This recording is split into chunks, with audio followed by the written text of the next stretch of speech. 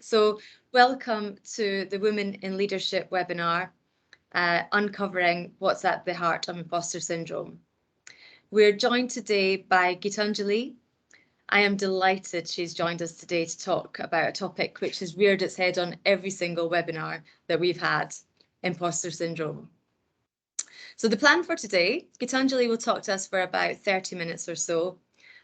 Then we'll go into breakout rooms for about 15 minutes. There should be about 4 people in each breakout room. Then we'll come back into the session where Gitanjali will bring everyone's thoughts together that they've put in the chat function following the breakout rooms. This should be a great interactive session. And for the meantime, if you could put your video off and put yourself on mute, and then that way we can focus a bit more on Gitanjali. So now to introduce our speaker to you. Gitanjali is an award-winning executive coach, neuroscience nerd, and recovering people-pleasing perfectionist. She's a woman on a mission, but I'll come back to that. Having initially studied psychology, she then trained and worked as an actress before making the very natural leap into a career in the financial services industry. There she ran a multi-million-pound P&L. She weathered the global financial crisis and led highly engaged teams, including as head of EMEA employee recognition at a global investment bank in London. After 15 years in the banking industry, both in her homeland of Australia and in the UK, she somewhat reluctantly founded her people development company, High Definition U. Now, more than 10 years later, she and her team of coaches have had the privilege of transforming the mindset and performance of leaders and teams across the globe for clients such as HSBC, AIG, Credit Suisse, Lloyds, PwC, and hopefully many people within the NHS after tonight. Recognised in 2020 as one of the top female entrepreneurs in the UK, and then in 2021 as best coach in the UK. She regularly has her insights published in the media, including Marie Claire, amongst others. She's passionate about bringing change to the world. She brings the same humour, intelligence and heart to her speaking, coaching and training as she does to her parenting, much to the delight and simultaneous annoyance of her 8- and 5-year-old, I'm sure. A self-proclaimed possibilist and not an optimist. Now, I'll leave it to Gitanjali to explain the difference to you of the two of those. Her mission is to awaken the possibilist in each of us so that we can live and love and lead, not with positivity, but with curiosity, audacity and grace. So here today to share with us stories and insights into what's at the heart of imposter syndrome, please welcome Gitanjali. Thank you so much. Wow. Slightly controversially, there's no such thing as imposter syndrome. Now, I've just read your list of comments of how it's holding you back and how it's impacting you and how it shows up in promotion. So stay with me. You might also be thinking, but surely KPMG did a piece of research in October 2020, 750 executive women across a variety of different organizations globally, who said, 75% of them, that they had suffered at certain points in their career from imposter syndrome. So what I want to talk with you today is not about the fact that they were lying, absolutely not, just simply that they were working from a false premise, as I call it, from a false sense of logic and innocently misunderstanding how this system is designed, how we actually create the human experience, and what that means when we might feel like we have imposter syndrome. So I'm going to share with you what I see to be true. It's certainly not to convince anyone of anything, but I can tell you a few years ago when I came across this understanding, this design of the system, after many, many years of researching human behavior with qualifications and certifications in various different modes, as well as neuroscience, it shifted everything for me. Because I spent decades of my life when I was an actress, as well as when I was in banking, feeling like I wasn't enough, waiting until I was a certain weight as an actress, waiting until I was a certain age to be a leader, waiting until, hoping that when something outside of me happened, that I would feel enough. And what I have seen to be true is that that was a false logic. And I want to talk to you about how I see things now, and not just how I see things, but how the design of the system is. When I was in banking, and many of you incredible people who are in finance are probably familiar with the idea of a ticker tape, right? So I want you to imagine your thinking as a ticker tape, right? So a thought comes into your mind, and that's like a little number on the ticker tape. And that's the design of the system, right? From what I'm going to call a place of logic and secure thinking. There's nothing at the beginning, and then there's a thought. And when you're a baby, it's I'm cold, I'm hot, where's mummy? Is that a dog? I'm scared, I'm hungry, is that a dog? And as we get older and the thinking becomes what we might call more sophisticated, more nuanced, we start to mess with the system. So what do I mean by that? If you can imagine, and stay with me with there's no such thing as imposter syndrome. If you can imagine this ticker tape of thinking that comes through your consciousness with a thought. So, for example, I'll go back to a time before I understood this system, and a thought would come through. Let's say, for example, when I was being promoted internally, and it might be, oh gosh, what will my peers think of this? Right? And that's a totally natural thought to come through.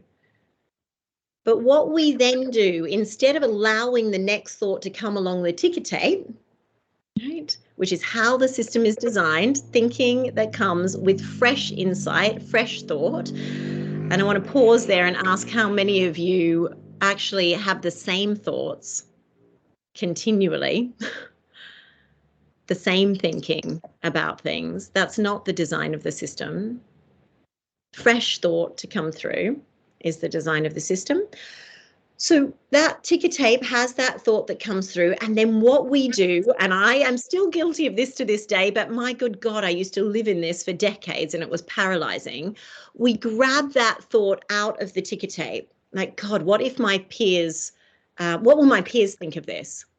If I go back to this example from my own career in banking, where I was promoted above my peers, and I might have what is now being classed as imposter syndrome, I might pull that out of the system and say, actually, oh God, yeah, probably they will be. And then what if one of them leaves? What if one of them wanted this job? What if I'm not good at it? What if I fail them? What if I can't give them good feedback? What if I don't get the training that I need to be a leader? What if I screw up the P&L? What if I lose us money? Now what I'm doing is I'm adding thinking on thinking on thinking on thinking, and it looks a little bit like this. So this system that we're designed to operate from, which is thought coming through us, right? We're not like esoteric beings that are in an abstract existence. We have thought that we have a feeling about, which I'll come back to. And it's designed to pass by. And that's one thing that I really, really want you to hear today, is that a feeling only lasts as long as a thought. If I had known that many, many decades ago, my goodness, the liberation. And I want you to sense check that for yourself right now, actually, before we go any further, because I'm not here, as I said, to convince you of anything, but I do want you to take a moment to consider for yourself, where does the feeling come from? Right? Can someone or something outside of you make you feel a certain way? Just put a yes in the comments if you think something or someone outside of you, a job title, you know, a big presentation, a board meeting, a virus, can that make you feel a certain way? Just put it in the chat. Yes or no? Can it make you feel a certain way? Yeah, lots of yeses, some no's. So one of the false premises that we exist in is that it can. something or someone outside of us can make us feel a certain way. And what I have seen to be true is that it is impossible for someone or something to make me feel a certain way. If I said to you right now, how do they do that? Right? Like they've got some magic Harry Potter wand that puts a feeling into you. And we sometimes talk about, and someone put it in the comments, it triggers something in me. The feeling is coming from one place only, and that is our thinking. It's physically, and I have had many debates with the neuroscientists that I have studied under, as well as those that I admire greatly in this world of human beings, of thinking and feeling and the connection. But as I see it, and when I came across this, what we call the inside out understanding several years ago, it's very simply that the feeling comes from the thinking 100% of the time. And I'm going to put a couple of what ifs and experiments in your way today, because we love to experiment at High Definition You. I'm never going to tell you what to do, but that idea of, I want you to experiment with that for yourself as you journey on after this conversation, to say, is that true? Could that be true? What might it be like if actually a feeling only lasts as long as a thought? What might it be like if actually feeling is coming from only one place, and that is my thinking? I just had a conversation with an amazing young woman earlier today, and she has a master's from LSE and a degree from Cambridge, and she's riddled with self-doubt.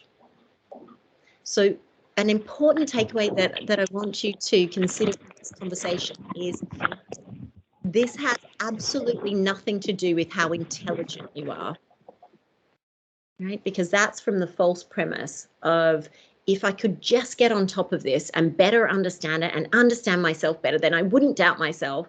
You know, I'm smarter than this. I should know better than this. But it has nothing to do with how intelligent you are, and everything to do with the intelligence that is coming through that ticker tape. So I want you to bring an understanding of the ticker tape for yourself into your consciousness. So when in your life have you actually experienced that this is how it works? This is the design of the system, that there is an infinite intelligence feeding this ticker tape that's coming from you. Some people call it intuition, some people call it soul, I call it wisdom, infinite wisdom that's coming through this ticker tape. And I want you to think for yourself where you have seen that to be true. And it often shows up as something just popped into my mind. So some of you were saying, you know, it holds me back in terms of having the confidence to contribute or speak up in a meeting. So in that situation, it might be that the ticker tape says, oh gosh, I really don't believe that to be true. And then you're like, oh, let me grab that out of the ticker tape. And this is the thinking that might go on it, is, oh, but I don't really have the data to back that up yet. Let me just wait and see what other people's opinions are. I don't want to make a fool of myself. And plus I've got imposter syndrome, so I'm probably not in a position to make, and then we're back to this. Right? Just think about that for yourself, where it's come through. There's insight, there's fresh thought, and then you tinker with the system. You tinker with the ticker tape. Don't tinker with the ticker tape, because this is what it looks like. Because when we're doing that, there is no space for fresh insight from that place of infinite wisdom that you have, that we all have. This isn't a theory, by the way. This is like gravity. It's invisible, but it is with you. And that's why I'm saying, look to the examples in your life where that has been true, where something's come out of the blue, or even better, right now, something that is in your life that you couldn't have predicted logically from this place would have shown up. And then what I see to be true, and certainly from my own experience, is when I'm tinkering with the ticker tape, what I then do is turn to the person next to me, and I'm desperately seeking opinions from, this is how it showed up for me, right? It might not be your experience, but for me it was, I would be desperately seeking other people's opinions on me. So in that example where I was being promoted above my peers, I was checking in with so many people about what they thought about that. Was that the right decision to make? Would I be good enough? What did they see in me? Why was I chosen? So I'm trying to look at the ticker tape from someone else's perspective. Right? And what I know to be true is when I'm doing that, I'm so far away from my wisdom. I'm so far away from that whole infinite wisdom that guides me like an inner GPS, that it starts to feel very real. It starts to feel like, and this is why I'm saying the 75% of women that said they have suffered from imposter syndrome at some point weren't lying. They felt like that because they were coming from a false premise. And if I know anything about the 100 trillion neural pathways that are in our brain, is it loves a premise, and your mind is designed to navigate whatever the premise is that we put in front of it. So if the premise is that something outside of me can make me feel a certain way, and that if I can control my thinking and just think better, then I'll be okay, then that's what the mind is going to do. So what I want to put in front of you is that what would it be like if actually I knew that I had an infinite intelligence, infinite wisdom coming through this ticker tape of my thinking, and if I let it pass through, what might come next? Because as it relates to imposter syndrome, what I'm doing, the tinkering with it, firstly has a sense of anxiety and stress and fear and dread and guilt and fear of disappointing other people about it, right? And certainly that's where I lived in that example that I gave about promotion. And then what we've done is we've called it a syndrome.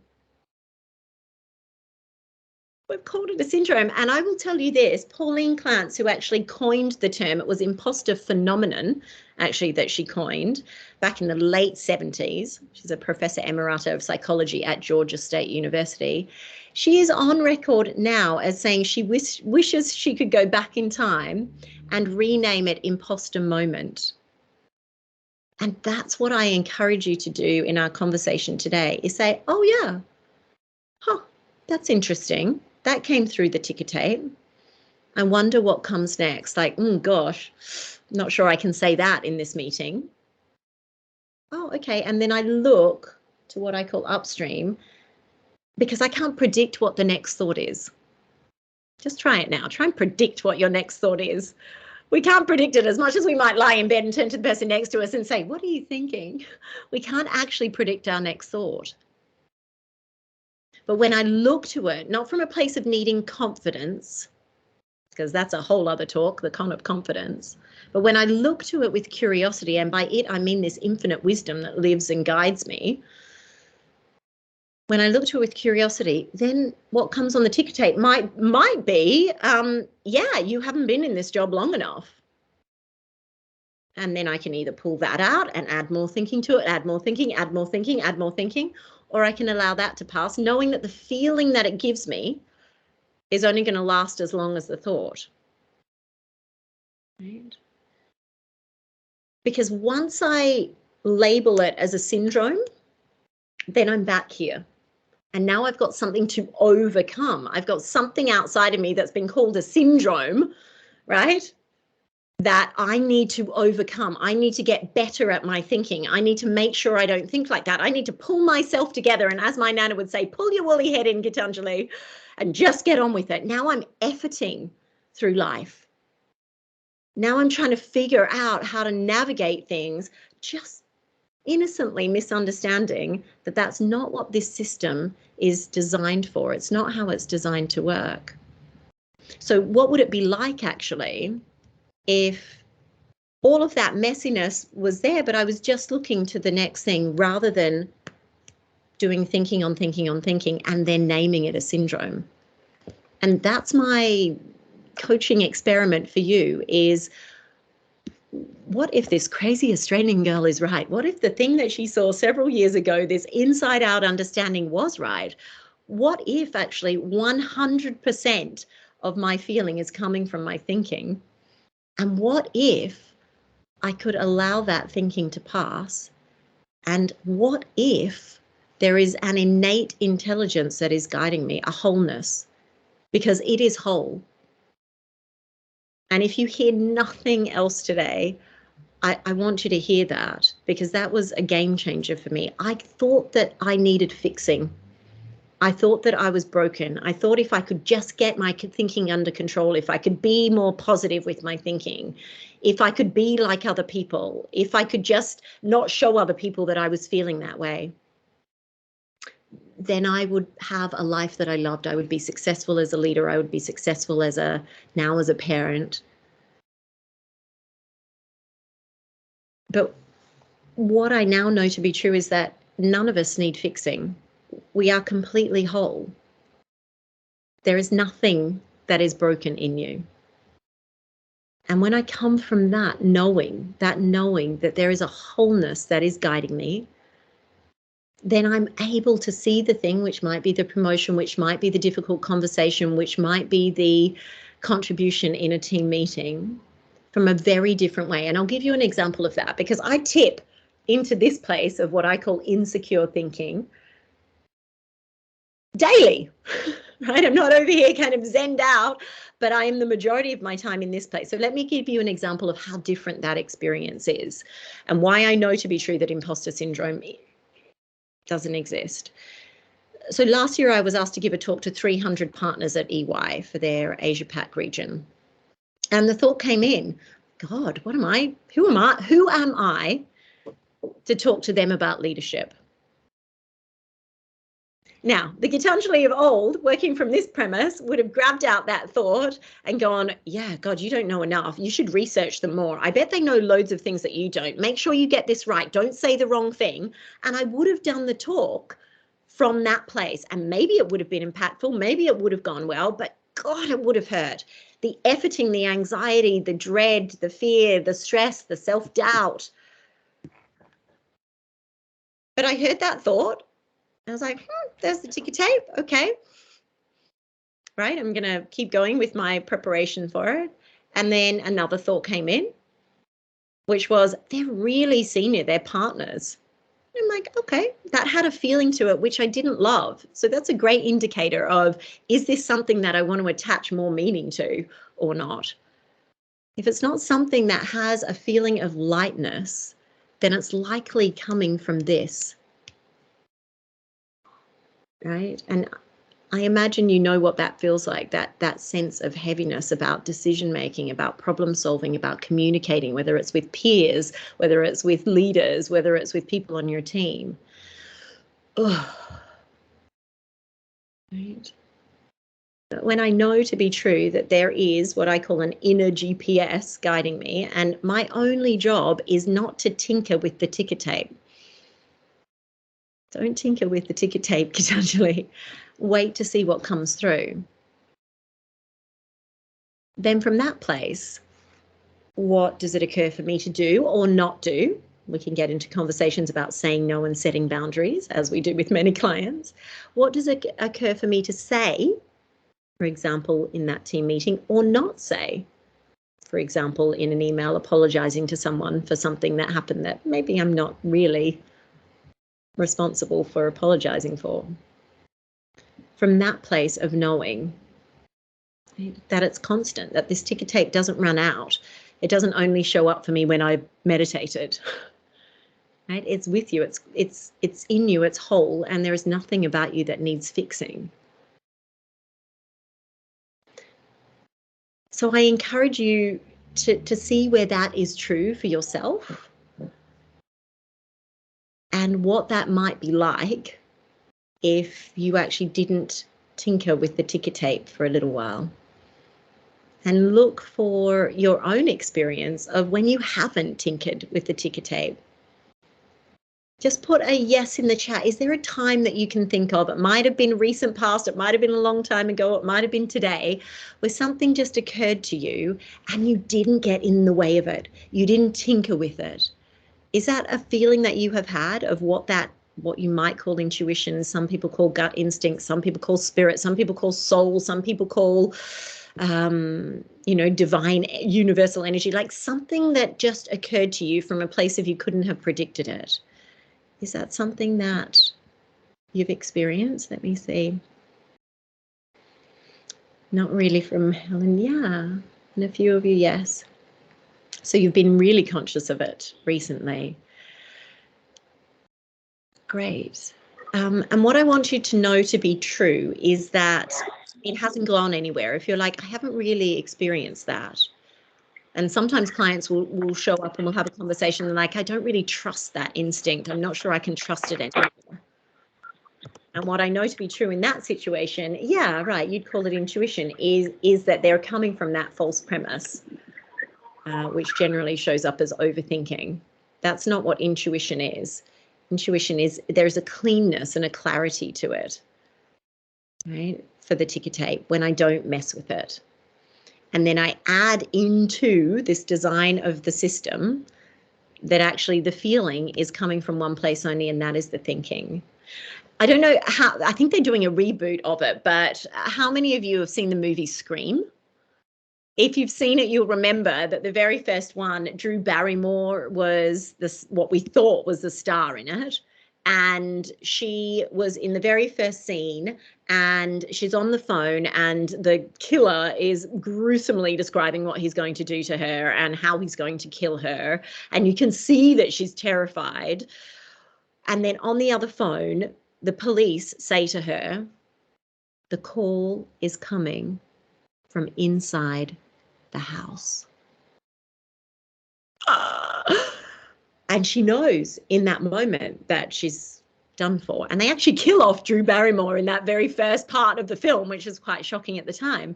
What does that mean for us in imposter syndrome is when I realized that the call is coming from inside the house. It's not the talk with 300 partners at EY. It's not the promotion and the leading the team and the multi-million-pound P&L that I hadn't done before. It's not the feedback that I got on my last presentation that is making me feel anything. It's my thinking. And in fact, I encourage you right now in this moment, before we leave space for questions and then go into the breakout, is I want you to feel like an imposter right now. I want you to feel anxious. I want you to feel stressed. I want you to feel that self-doubt. And someone put in the chat, what would you have to do if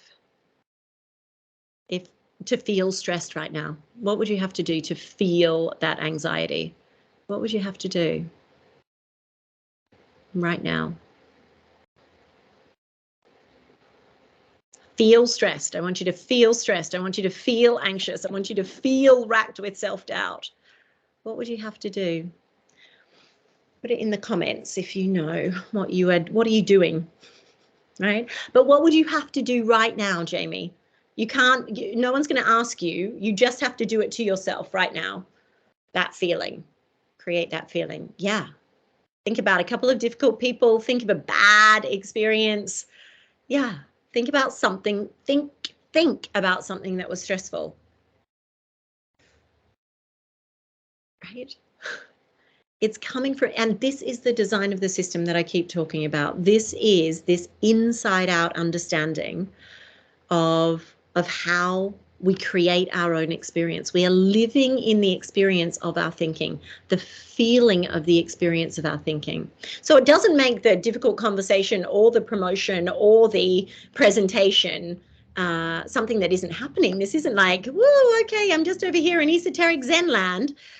But what I know to be true is that when I come from this place of knowing, when I truly understand that I have an innate wisdom that is guiding me, and my only job is not to mess with the ticker tape, and my only job is to remember that the feeling lasts as long as the thinking, then that thing that I'm looking at looks very different. The thing might not change, but the way I see it is different. So what I encourage you to do is, before we go into the breakout rooms, and I'll hand back to Nicola in a moment, is to see where you see that to be true for yourself. where the feeling is coming from the thinking, and it's coming from inside the house, right? Let me remind you of that. Where is it? Right? So I can either create from that place or I can tinker. So I can take that and I can create. And by that, I mean contribute in a meeting. I can, sit down and lead my first meeting as a manager, a people leader. I can say no. So I can create or I can tinker. But it's always coming from this place of the call is coming from inside the house.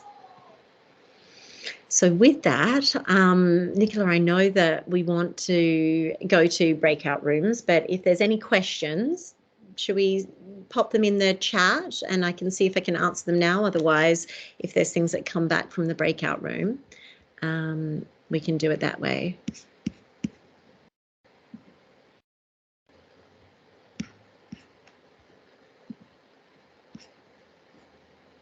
I like the spoiler alert if you haven't seen Scream. Thank you, Nicola. Yeah, I've ruined that for everybody now. If you haven't seen the original Scream, if that's what you take away from this film is that she gave me, from this conversation, she gave me a spoiler alert about Scream, then I have failed. I've failed you miserably. I just have a question. I have a question, if that's okay.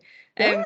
So if the feeling lasts as long as the thinking, then, are there certain things that you can think about? What do you think about to kind of reset or reboot that thinking?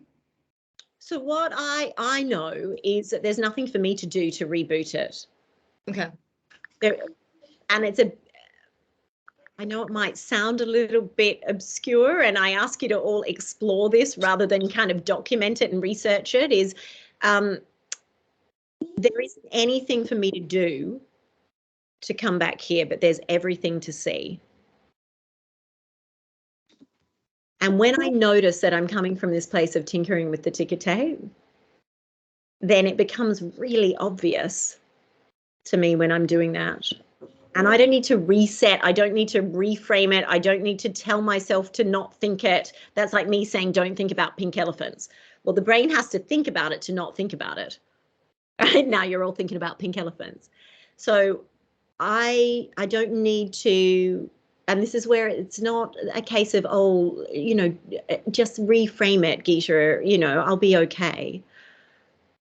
Just say that thing, I'll be okay. Now I'm still trying to convince myself of something versus actually just understanding that there's something more at play here.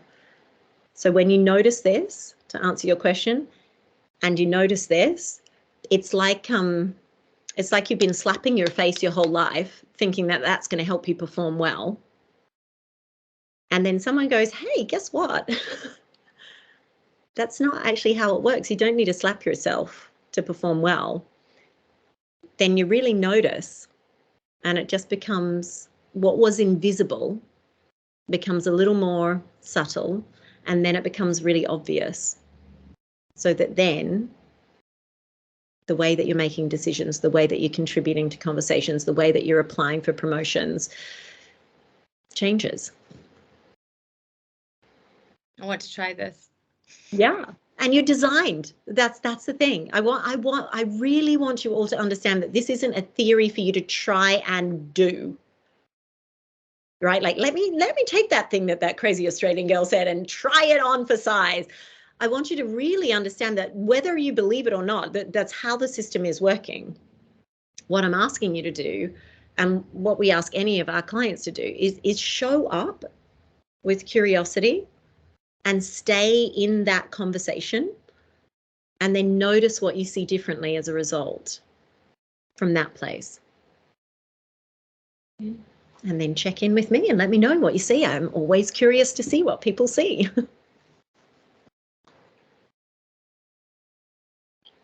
Any other questions? Let me see. There's a couple there about how do we just let it pass and not let the thoughts spiral? So it is to my point about slapping yourself on the face, is when you realize that that's what you're doing, it becomes really less appealing to do it.